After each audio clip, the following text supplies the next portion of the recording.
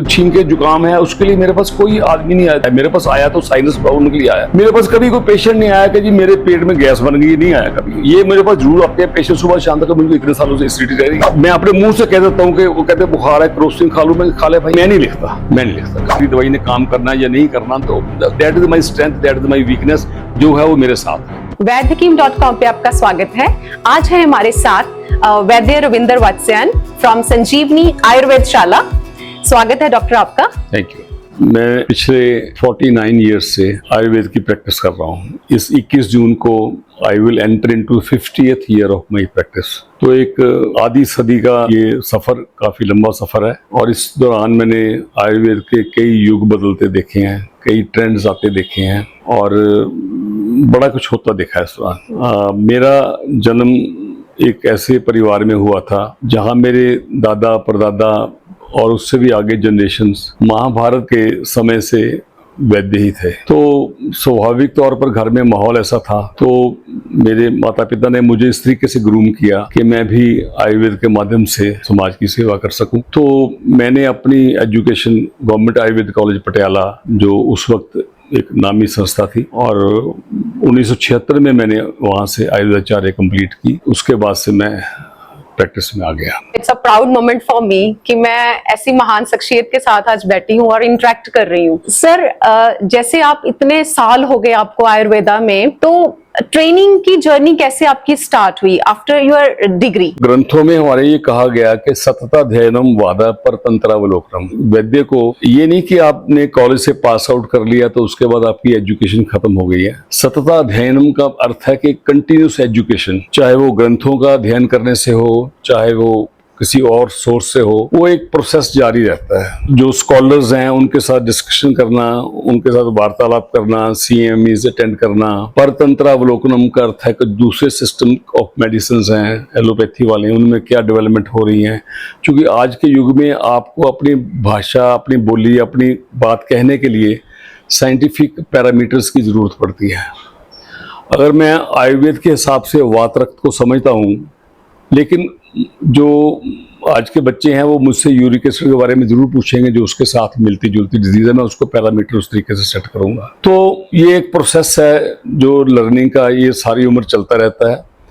और मैं तो ये कहता हूँ हमारे पेशेंट भी हमारे गुरु हैं, उनसे भी बहुत कुछ सीखते हैं हम सुबह से शाम तक। जो नए नए केसेस आते हैं, नई नई चीजें डेवलप होती रहती हैं। जरूरी ये है कि आप अपने अंदर एक लर्नर जो है, एक स्टूडेंट है, एक छात्र है, उसको जिंदा रखें। और रोज नई रिसर्चेज, नए मैगजीन्स, न्यू थिंग्स जो आती रहती हैं। और इसके अलावा आपके अपने सिस्टम में जो न्यू डेवलपमेंट्स हो रही हैं, गवर्नमेंट लेवल पे हो रही हैं, रिसर्च के ऊपर हो रही हैं, या आयुर्वेद के हवाले से दुनिया के किसी और कोने में कोई डेवलपमेंट्स हो रही हैं, उनको ध्यान करना, उनका चिंतन मनन करना, उनके बारे में अपना ओपिनियन गैदर करना, और अगर अच्छी चीजें हैं तो उनको प्रैक्टिस में एम्यूलेट करना। आप इस बारे में क्या कहना चाहेंगे कि जो इतनी नॉलेज है आपके पास, इतने सालों की नॉलेज है, उसको क्या बाकियों को बांटने का कोई मौका मिलता है? आपको कैसे सर्व करते हो आप? मेरी प्रैक्टिस में पिछले 15 साल से गवर्नमेंट ऑफ इंडिया ने एक स्कीम चलाई हुई जिसे बोलते हैं गुरु शिष्य परंपरा से आयुर्वेद को पढ़ाना। ये सेंट्रल गवर्नमेंट की एक स्कीम है, और आयुष मिनिस्ट्री के अंतर्गत राष्ट्रीय आयुर्वेद विद्यापीठ एक संस्था है, वो ऑटोनोमस संस्था by the act of parliament. तो उन्होंने देश भर में कुछ फिजिशियन सेलेक्ट किए हैं जिनको गुरु का एक ऑफिशियल पदवी दी गई है। जब 2010 में मुझे उन्होंने एनरोल किया तो उस वक्त हम 50 गुरु थे देश भर में, अब हम करीब 100 के करीब हैं। तो उसके लिए सरकार हर साल जो पोस्ट ग्रेजुएट ट्रेनिंग के लिए, चूंकि ये माना जाता है कि जो हमारी क्लिनिक, जो कॉलेज में हमारी जो पढ़ाई है और क्लिनिकल प्रैक्टिस है, उसके बीच में काफी गैप है। तो उस चीज को अपडेट करने के लिए, स्टूडेंट्स को तैयार करने के लिए उन्होंने कहा कि आप सीनियर फिजिशियन के पास जाओ, वहां 1 साल का एक रेजिडेंट कोर्स करो। तो वो ऑल इंडिया टेस्ट लेकर देश भर से बच्चे आते हैं मेरे पास। तो हर साल मैं 2 स्टूडेंट लेता हूं और उनको गुरु शिष्य परंपरा के माध्यम से आयुर्वेद ग्रंथों का मनन कराना, पढ़ाना, क्लिनिकल पेशेंट दिखाने, मेडिसिन की प्रिपरेशन, मेडिसिन की डिस्पेंसिंग, और पूरी ट्रांसपेरेंसी से जो मेरे पास, जो आज तक मैंने गुरु परंपरा से, अपने माता पिता से, ग्रंथों से, अपने टीचर से, और रोगियों से जो सीखा है वो ज्ञान मैं उन तक पास करता हूँ। कल को वो लोग फील्ड में जाकर आयुर्वेद की सेवा करेंगे तो अपने वक्त बीतेगा, कल को वो लोग गुरु बनेंगे। तो ये एक सतत प्रवाह है, वो चलता रहता है। हम उसकी एक श्रृंखला है, हमारे बाद अगली पीढ़ी खड़ी हो जाएगी। तो ये आयुर्वेद का प्रवाह इस तरीके से ये चलता रहेगा। सर कितनी जनरेशन है जो आयुर्वेदा में है आपकी? मैंने अपने दादाजी को तो देखा है, मेरी मदर ने मेरे परदादाजी को देखा है। वो आयुर्वेद के बहुत अच्छे स्कॉलर थे, पंडित गोविंद राम जी। उन्होंने ग्रंथ पढ़े लिखे हैं आयुर्वेद के, उनके कुछ प्रतियां मेरे पास पढ़ी हैं। पिताजी ये बताया करते थे कि हमारे परिवार में महाभारत टाइम से ये जो सिस्टम चल रहा है, क्योंकि उस वक्त जैसी सोशल जो स्ट्रक्चर थी कि जो पंडित लोग होते थे वो आयुर्वेदाचार्य भी होते थे, ज्योतिषाचार्य भी होते थे, साथ साथ वो जो कर्म कांड है, ब्याह शादियां भी करवा देनी है, किसी का मुहूर्त भी निकाल देना, मरीज भी देख लेना, वो युग और था। तो अब now it is entirely different thing. अब सोशल स्ट्रक्चर इस तरीके से हो गई है और डायस्पोरा इस तरीके से बिखर गया है कि अब मैं सिर्फ फिजिशियन ही हूँ, बाकी कुछ नहीं हूँ। आपकी स्पेशलिटी क्या है? काय चिकित्सा बोलते हैं, जैसे मॉडर्न सिस्टम है, जैसे एमडी मेडिसिन बोलते हैं इसको, तो मैं काय चिकित्सक हूँ। उसमें जो भी आ जाता है सर्जरी के अलावा, और आजकल के केस में जैसे देखो इन्फेक्शियस डिजीजेज हैं, एलोपैथी ने जीत ली है सारी। इम्यूनाइजेशन बड़ी स्ट्रांग हो गई है thanks to those people. Modern system की इतनी देन है, surgery has gone very advance. तो बहुत सी बीमारियों के ऊपर हमने जीत पा ली है and thanks to their research and everything. अब जो युग आया है, ये जो जो इंसान तरक्की करता है, संपन्नता आती है, साथ साथ और भी कई चीजें अनवांटेड साथ आ जाती हैं। तो दैट इज लाइफस्टाइल प्रॉब्लम्स। तो आज का युग लाइफस्टाइल प्रॉब्लम्स का आ गया, जिसमें आंसर के लिए हम बैठे हैं, सेवा करने के लिए हम बैठे हैं। तो किसी की अब कोई आता है, किसी का यूरिक एसिड बढ़ा हुआ, किसी का कोलेस्ट्रॉल बढ़ा हुआ, किसी के मधुमेह, किसी को शुगर बढ़ी हुई है, किसी को ओबेसिटी है, मल्टीपल थिंग्स, एंजाइटी, डिप्रेशन है, किसको माइग्रेन है। ये सब चीजें जो है ये अब लाइफस्टाइल जो डिजीजेज हैं, ये पेट की बीमारियां हैं, हमारा खाना पीना सिस्टम बिगड़ गया है, ये सारा कुछ हमारा काय चिकित्सा के अंदर आ जाता है। तो उसके लिए हम बैठे हैं। तो पेशेंट उस तरीके से आते हैं, रोज इतनी मोटी फाइलें होती हैं, उनको सारा स्टडी करना, कहाँ से घूम घाम के आते हैं, because we are now in the alternative system. हम फर्स्ट चॉइस नहीं होते लोगों की। तो पेशेंट सब जगह घूम घाम के हमारे पास आते हैं। देन वी हैव टू, मुझे तो एटलीस्ट इतने साल प्रैक्टिस करके ये पता लग गया कि मेरी स्ट्रेंथ क्या है, मेरी वीकनेस क्या है।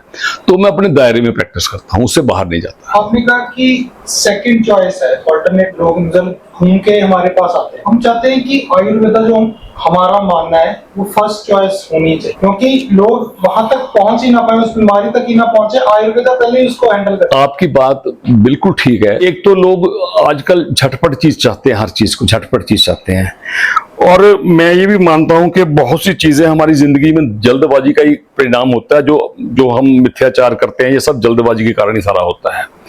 तो अगर लोग थोड़ा सा पेशेंस रखें तो हम सब चीजों का ट्रीटमेंट कर सकते हैं। Any fever we can treat, anything other thing we can treat.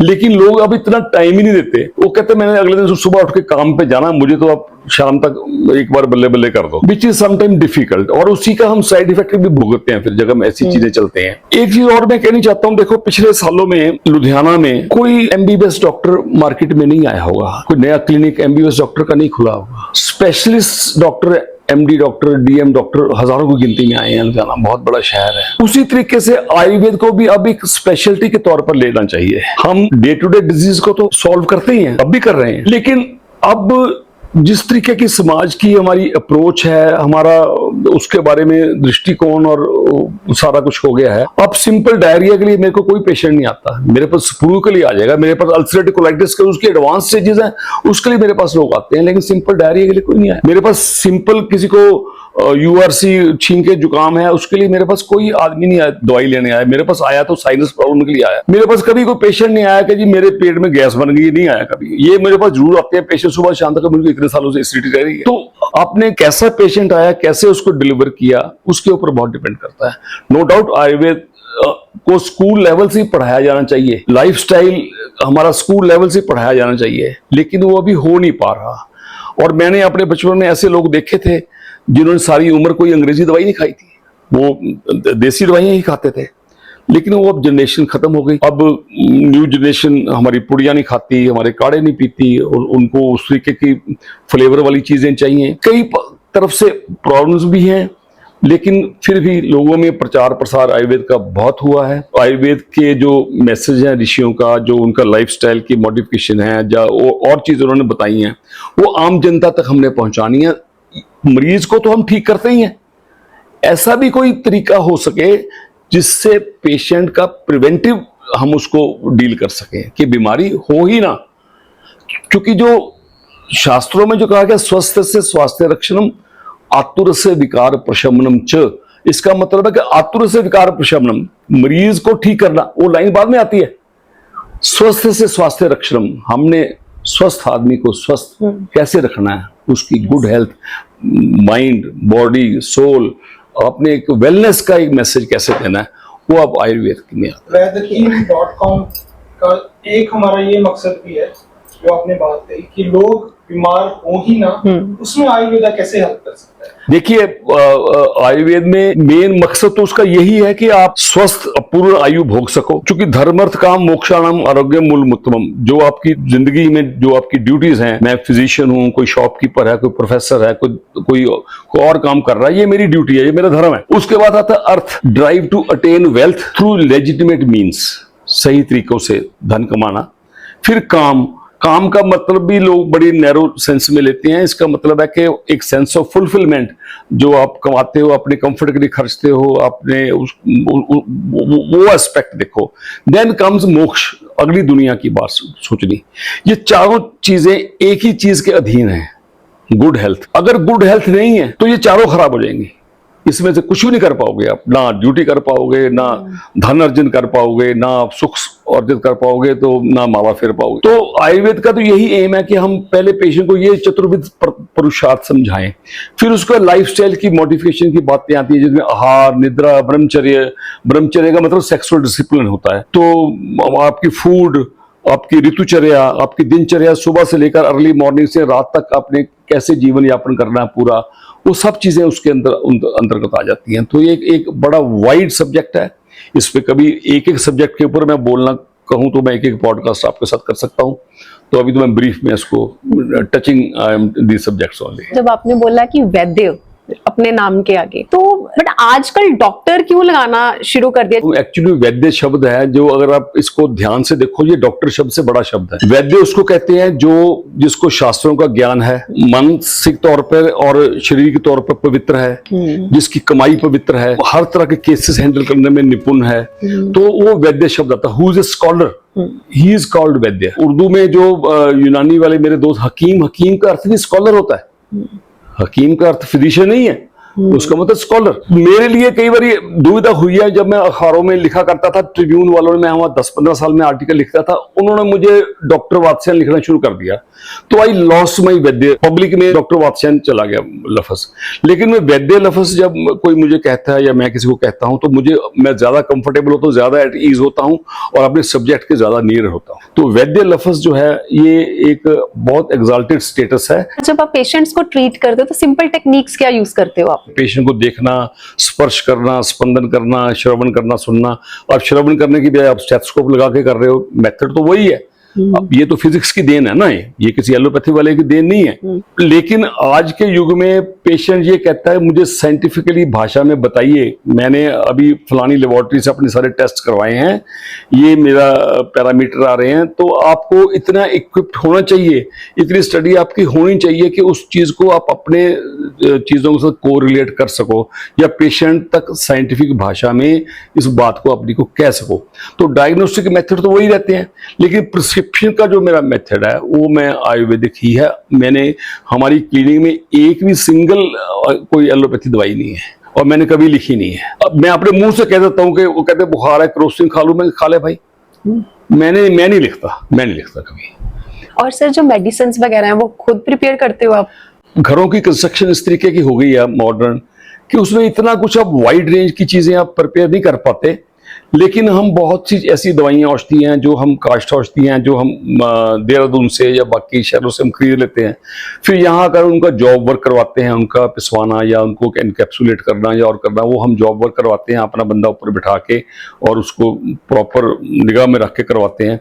बहुत सी दवाइयाँ ऐसी हैं जो अच्छी स्टैंडर्ड की कंपनी हैं, अब बहुत अच्छी अच्छी कंपनीज आ गई हैं, गवर्नमेंट का बड़ा अच्छा कंट्रोल है, क्वालिटी कंट्रोल है, वो मंगवाते हैं। तो बहुत सी ऐसी दवाइयाँ हैं जो मेरी कोशिश तो यही होती है कि जो हमारी किचन शेल्फ के ऊपर अवेलेबल है, मरीज उसी से ठीक हो जाए।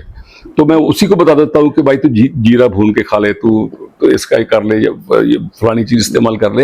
हमारी किचन ही अपने आप में एक चलती फिरती फार्मेसी है। वैसे वैद्य साहब, वैद्यहकीम.com के लिए आपका एक मैसेज। वैद्यहकीम.com आपका जो प्लेटफॉर्म है, मैं आपको इस चीज की बधाई देता हूं कि आपने इस आइडिया को कंसीव किया, इस सोच को आप प्रैक्टिकल लेकर आए। इसके जरिए आप कितने लोगों का भला करोगे, कितनी इंफॉर्मेशन लोगों तक बांटोगे, तो आप लोग बधाई के पात्र हो। मेरा आशीर्वाद आपको, और भगवान करे आपका चैनल ये बहुत ज्यादा पॉपुलर हो और इसके जरिए हम आयुर्वेद का मैसेज, सेहत का मैसेज, गुड लिविंग का मैसेज, वेलनेस का मैसेज हम जनता तक भेज सकें।